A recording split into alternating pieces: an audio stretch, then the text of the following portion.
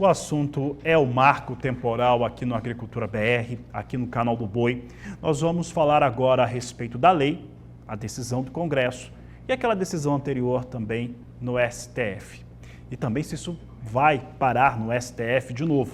Quem responde esses questionamentos para nós é Gustavo Passarelli, advogado, nosso convidado nesta tarde de quarta-feira.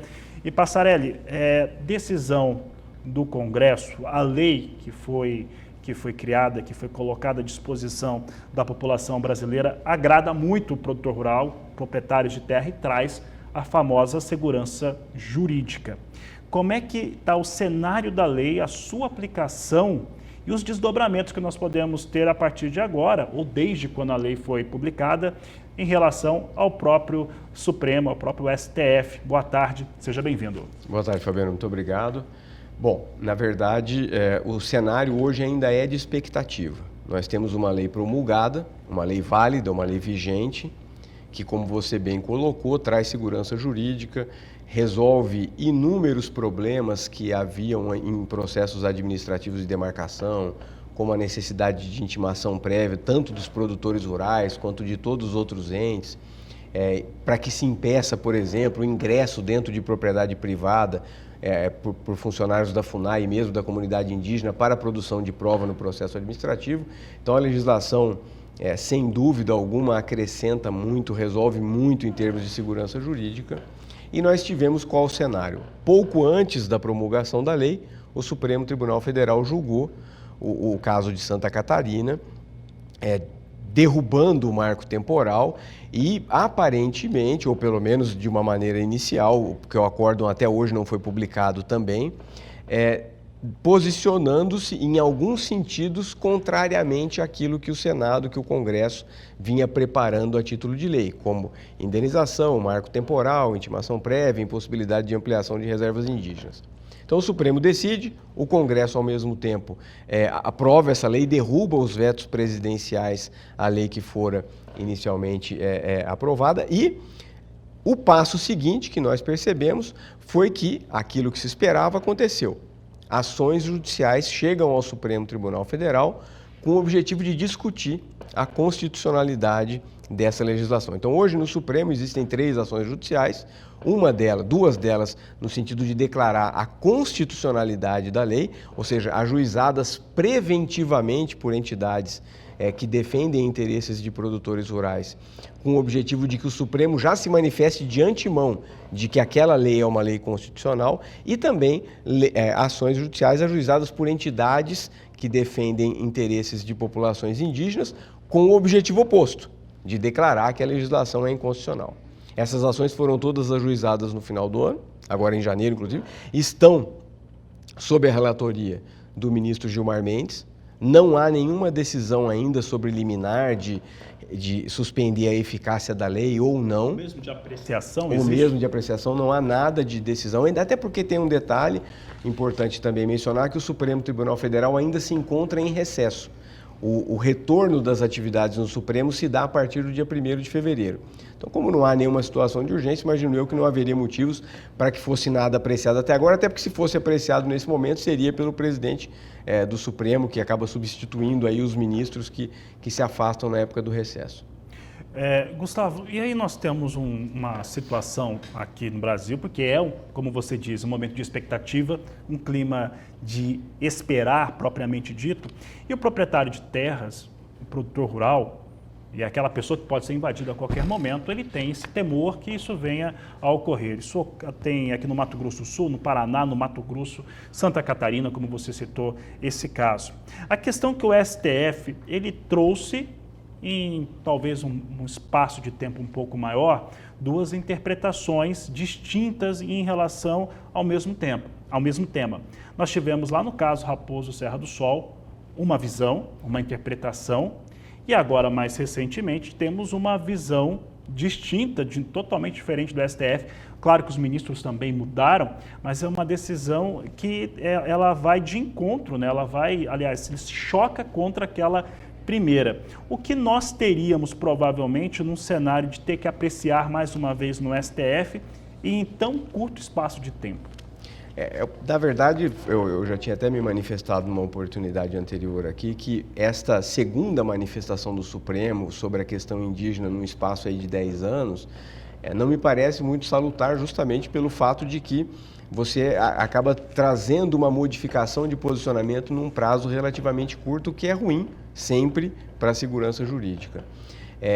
Coincidiu, obviamente, que no momento dessa segunda apreciação do Supremo tramitasse uma legislação justamente para regulamentar o artigo 231 da Constituição Federal.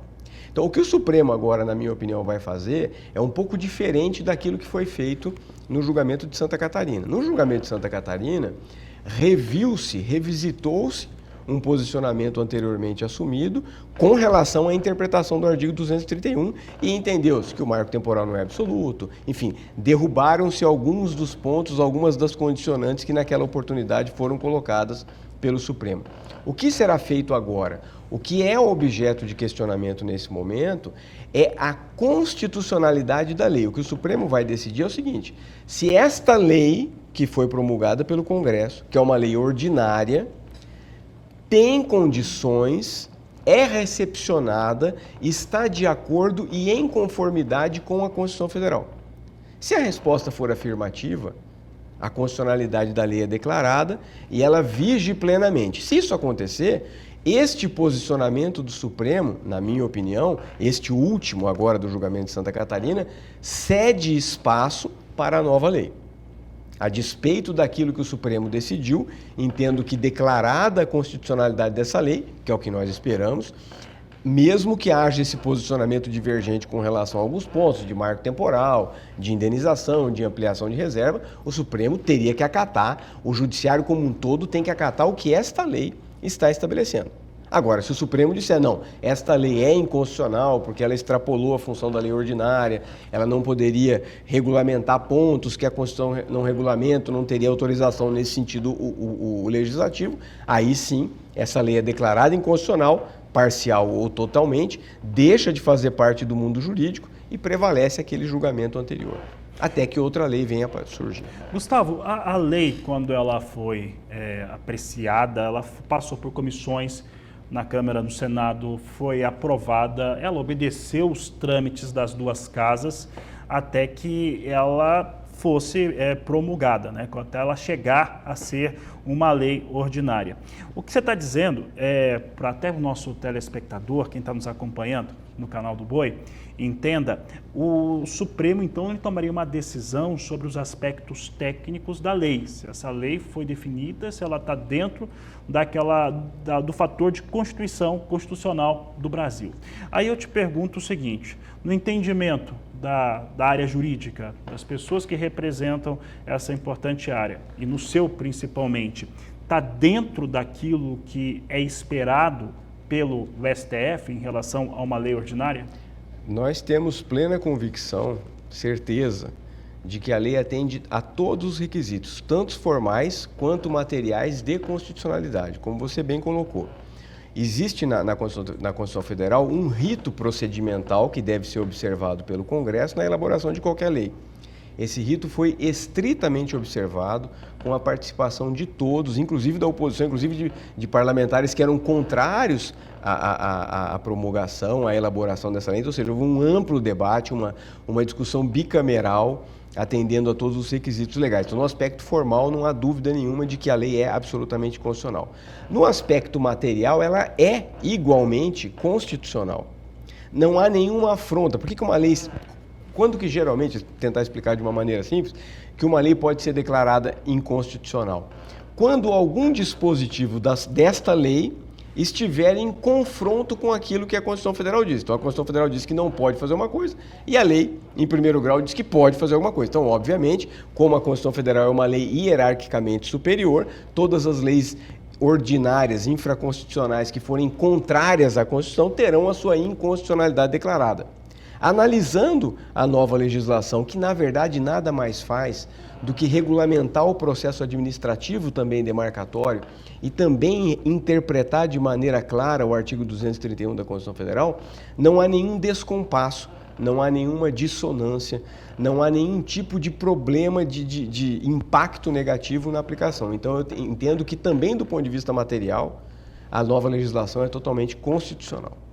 Gustavo, para que nós possamos encerrar aqui a nossa entrevista e até o Agricultura BR, o que você diria para o produtor rural brasileiro? Nós estamos sendo acompanhados no país inteiro.